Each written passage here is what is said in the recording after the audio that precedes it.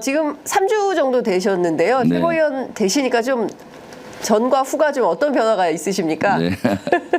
일단 아주 당의 의사결정 최고기구니까 실제 책임감이 아주 무겁습니다.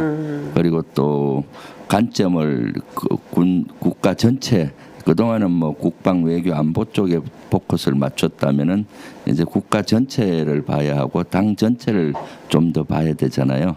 그리고 또 더 많이 바쁜 시간을 보내고 있습니다. 네, 그렇군요. 아까 이제 들어오시자마자 막 그 메시지 네. 보내시고 막 계속 막 네, 바쁘게 네. 움직이시는 것 같습니다.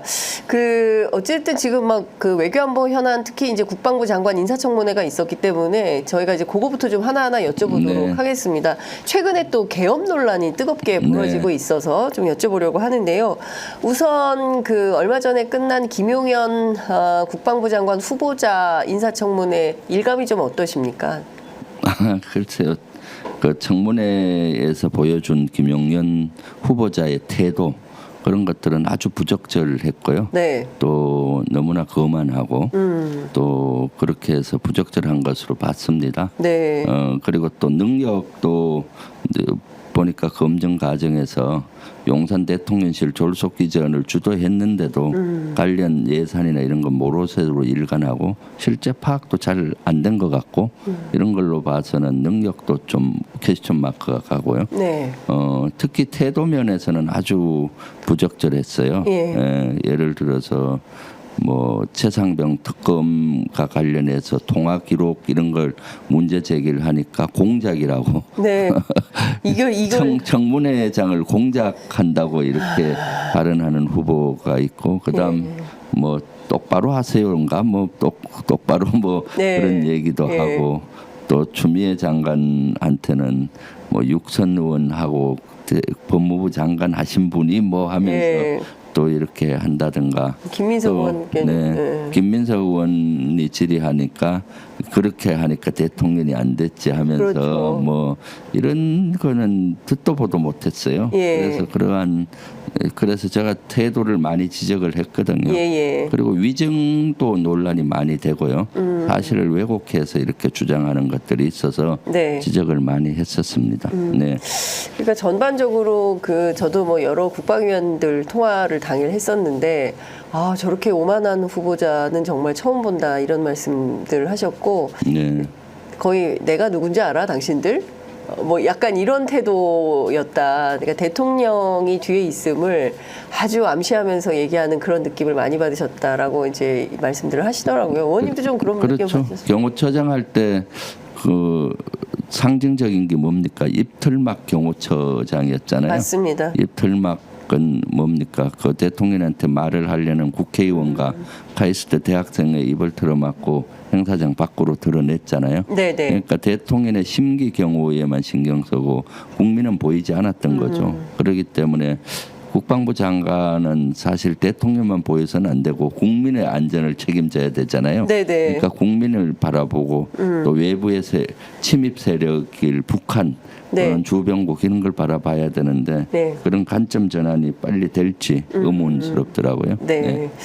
근데 이 정부 들어서 뭐 김용현 후보자뿐만 아니라 김문수 장관 이제 장관이 됐죠. 장관이죠. 네, 김문수 장관도 어제 라디오 출연해서 뭐 네. 국회만 없으면 장관도 할만하다라든가 여전히 일제 강점기 때 우리의 국적은 대한제국이 아니라 네, 일본이다라고 자기의 주장을 굽히지 않는다거나 뭐 그 뉴라이트 출신의 그 김형석 관장의 경우에 어제 그 독립운동 단체에서 전부 집회를 했던데 1년에 이런 과정들을 보고 있으면 정말 저런 분들이 국무위원 해도 되나라는 생각이 좀 듭니다, 의원님. 네, 그렇죠. 김문수 장관 같은 경우는 지금 예결위에서 저도 질의를 했어요. 네. 했는데 대단히 뻔뻔한 모습을 보이고 또 오히려 뭐 국회의원들한테 태도를 공부 좀 더 해라, 뭐 공부해라 이런 식으로 발언을 하잖아요.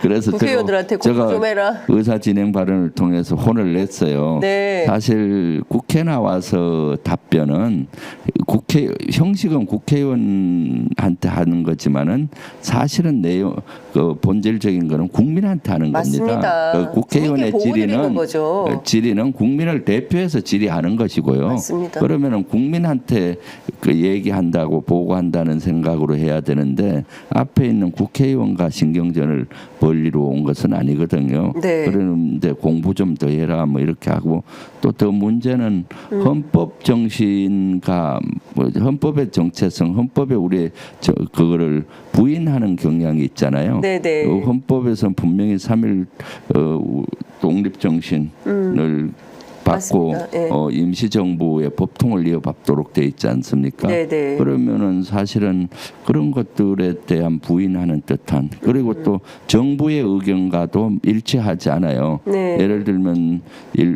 일제 강점기에 국적이 우리 그 조상들의 국적이 일본이라고 주장했잖아요. 네네. 그래서 제가 한덕수 국무총리한테 정확히 물어봤어요. 정부의 입장은 뭐냐? 네. 정부의 입장은 사실은 1919년이 건국이고 1948년은 정부 수립이다. 네. 라고 정확히 얘기를 해서 그러면 정부의 입장과 그 국무위원의 입장이 서로 다른데 네네. 저거 가만히 둘 거냐?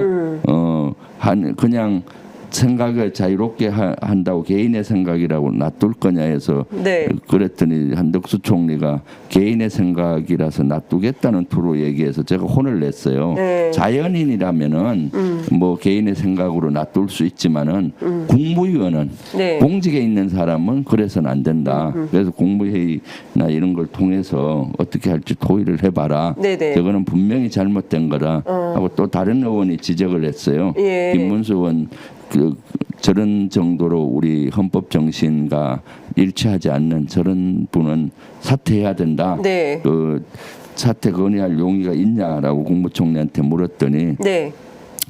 그 하나만 갖고는 사퇴를 시킬 수가 없다. 앞으로의 행위를 보고 네. 해야 된다 하면서 두 가지 행위에 대해서는 좀 국무총리도 잘못을 인정하는 고 사퇴 사유 여러 가지 쌓이는 투로 얘기를 했어요. 네. 그래서 제가 또 하나 지적한 것은 김문수 그 장관한테 그날 엊그저께가 2심 판결에서 250만 원 벌금형을 받았어요. 네네네. 코로나 때 집합 금지 맞아요. 명령을 어겨서 교회에 가서 한 예배. 3번 정도 했던데 집합 금지 명령을 어겨서 그날 2심 판결이 났는데 250만 벌금을 나와서 이거 지금 유죄잖아요. 네. 그러면은 사실은 국민의 눈높이에 봤을 때 코로나 그 형국에서 국민들은 불편을 감수하고 모임도 자제하고 했다. 그때 큰일 났죠. 예. 김문수 장관은 그 당시 자연이긴 해도 지도층이었다. 네. 지도층이 이렇게 법을 어기는 것. 그래서 오늘 2심에서 유죄 판결 난 거는 국민께 사과해야 된다고 보는데 사과하겠냐 하니까 사과 못하겠다 하더라고요. 마지막 대법원에서 결판이 나면은 사과하겠다 뭐 이렇게 하는데 글쎄요. 대법원 판결까지 얼마나 걸릴지 그때는 또 자연인으로 돌아가지 않겠습니까?